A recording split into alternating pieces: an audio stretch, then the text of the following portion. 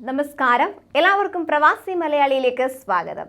കോവിഡിന്റെ ഭാഗമായി ഏർപ്പെടുത്തിയ ഒട്ടുമിക്ക എല്ലാ നിയന്ത്രണങ്ങളും ശനിയാഴ്ച മുതൽ തന്നെ ഒഴിവാക്കിയതായി സൗദി ആഭ്യന്തര മന്ത്രാലയം അറിയിച്ചത് പ്രവാസികൾക്ക് ഏറെ ആശ്വാസവും സന്തോഷവും നൽകുന്ന വാർത്തയായിരുന്നു. സാമൂഹ്യ അകലം പാലിക്കൽ, പൊതു ഇടങ്ങളിൽ മാസ്ക് ധരിക്കൽ, യാത്രക്കാർക്കുള്ള PCR ടെസ്റ്റുകൾ, ക്വാറന്റൈൻ വ്യവസ്ഥകൾ, സ്ഥാപനങ്ങളിലെ പ്രവേശന നിയന്ത്രണങ്ങൾ തുടങ്ങിയവയെല്ലാം ഒഴിവാക്കിയവയിൽ ഉൾപ്പെടുന്നവയാണ്. ഈ തീരുമാനത്തിലൊന്നും ഒതുങ്ങാൻ സൗദി തീരുമാനിച്ചിട്ടില്ല.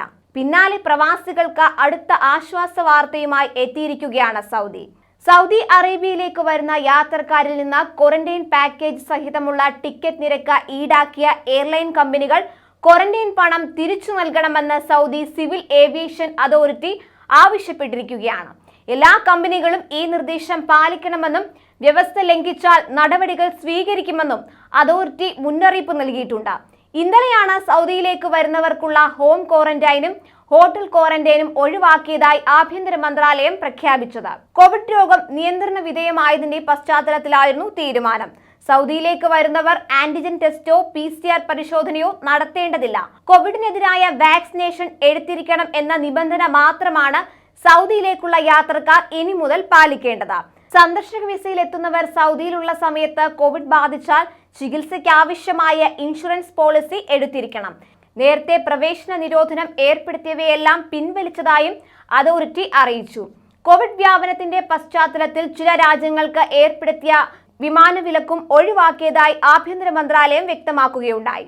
ഒമിക്രോൺ വ്യാപനം രൂക്ഷമായ ആഫ്രിക്കൻ രാജ്യങ്ങളിൽ നിന്നുൾപ്പെടെ നേരിട്ടുള്ള വിമാനങ്ങൾക്ക് ഏർപ്പെടുത്തിയിരുന്ന വിലക്കാണ് പിൻവലിച്ചിരിക്കുന്നത്. ദക്ഷിണാഫ്രിക്ക, നമീബിയ, ബോട്സ്വാന, സിംബാബ്വെ, ലെതോസോ, Eswatini, Mozambique, Malawi, Mauritius, Zambia, Madagascar, Angola, Seychelles, Comoros, Nigeria, Ethiopia, Afghanistan തുടങ്ങിയ രാജ്യങ്ങൾക്കായിരുന്നു അവസാനമായി യാത്രാവിലക്ക് നിലനിന്നിരുന്നത്. ഇതോടെ കോവിഡിന്റെ പേരിൽ ഇനി ഒരു രാജ്യത്തു നിന്നുള്ള വിമാനത്തിനും വിലക്കില്ല എന്ന് പ്രഖ്യാപിച്ചു കഴിഞ്ഞു. അതേസമയം സൗദിയിലെ വിവിധ മേഖലകളിൽ കഴിഞ്ഞ ദിവസങ്ങളിൽ ആരംഭിച്ച ശക്തമായ പൊടിക്കാറ്റ് തുടരുകയാണ്. രാജ്യത്തിന്റെ കിഴക്കു ഭാഗങ്ങളിൽ തുടങ്ങിയ പൊടിക്കാറ്റിന്റെ വ്യാപനം വരും ദിവസങ്ങളിൽ വ്യാപിക്കുമെന്ന് കാലാവസ്ഥാ നിരീക്ഷണ കേന്ദ്രം മുന്നറിയിപ്പ് നൽകി.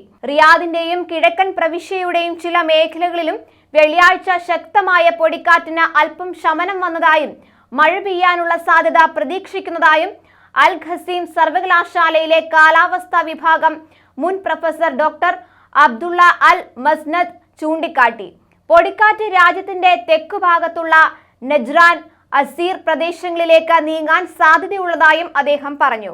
കഴിഞ്ഞകാല കാലാവസ്ഥാ ചരിത്ര സ്ഥിതിവിവരക്കണക്കുകൾ പ്രകാരം മാർച്ച്, ഏപ്രിൽ മാസങ്ങളിൽ പൊടിക്കാറ്റ് ശക്തിപ്പെടുമെന്നും മെയ് അവസാനത്തോടെ ശമനം വരുമെന്ന് പ്രതീക്ഷിക്കുന്നതായും അദ്ദേഹം അഭിപ്രായപ്പെട്ടു.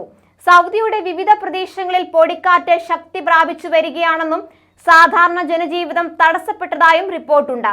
റിയാദിന്റെ ചില ഭാഗങ്ങളിലും തുറൈഫിലും അൽ ഖസീമിലും കഴിഞ്ഞ ദിവസങ്ങളിൽ പൊടിക്കാറ്റ് ആഞ്ഞു വീശിയതിനാൽ നഗരങ്ങളിലും ഗ്രാമപ്രദേശങ്ങളിലും പ്രതിസന്ധിയുണ്ടാക്കി. കൂടുതൽ പ്രവാസി വാർത്തകൾക്കായി ചാനൽ സബ്സ്ക്രൈബ് ചെയ്യുക.